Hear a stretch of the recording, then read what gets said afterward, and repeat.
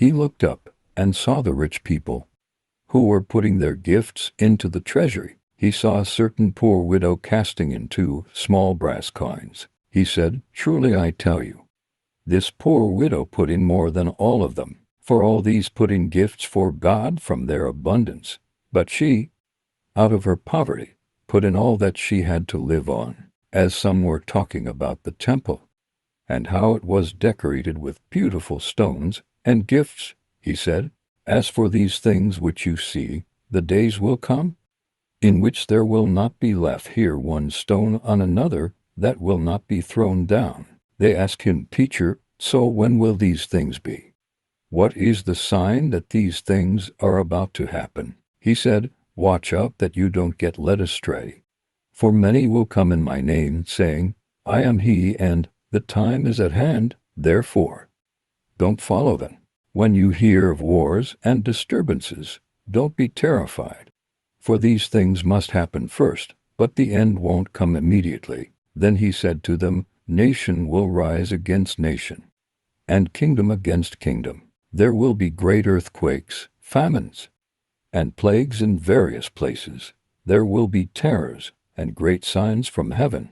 But before all these things, they will lay their hands on you and will persecute you, delivering you up to synagogues and prisons, bringing you before kings and governors for my name's sake. It will turn out as a testimony for you. Settle it therefore in your hearts not to meditate beforehand how to answer, for I will give you a mouth and wisdom, which all your adversaries will not be able to withstand or to contradict. You will be handed over even by parents, brothers, relatives, and friends. They will cause some of you to be put to death. You will be hated by all men for my name's sake, and not a hair of your head will perish. By your endurance you will win your lives. But when you see Jerusalem surrounded by armies, then know that its desolation is at hand. Then let those who are in Judea flee to the mountains. Let those who are in the middle of her depart. Let those who are in the country not enter therein, for these are days of vengeance, that all things which are written may be fulfilled. Woe to those who are pregnant, and to those who nurse infants in those days, for there will be great distress in the land, and wrath to this people. They will fall by the edge of the sword, and will be led captive into all the nations. Jerusalem will be trampled down by the Gentiles, until the times of the Gentiles are fulfilled. There will be signs in the sun, moon, and stars, and on the earth, anxiety of nations, in perplexity for the roaring of the sea and the waves, men fainting for fear, and for expectation of the things which are coming on the world, for the powers of the heavens will be shaken. Then they will see the Son of Man coming in a cloud with power and great glory. But when these things begin to happen, look up and lift up your heads, because your redemption is near. He told them a parable. See the fig tree and all the trees, when they are already budding.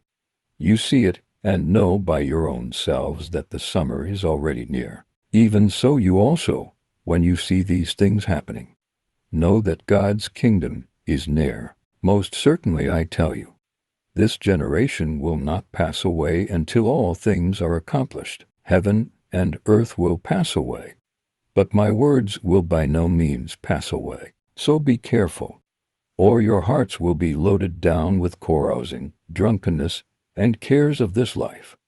And that day will come on you suddenly, for it will come like a snare on all those who dwell on the surface of all the earth. Therefore, be watchful all the time, praying that you may be counted worthy to escape all these things that will happen, and to stand before the Son of Man. Every day Jesus was teaching in the temple, and every night he would go out and spend a night on the mountain that is called Olivet. All the people came early in the morning to him in the temple to hear him.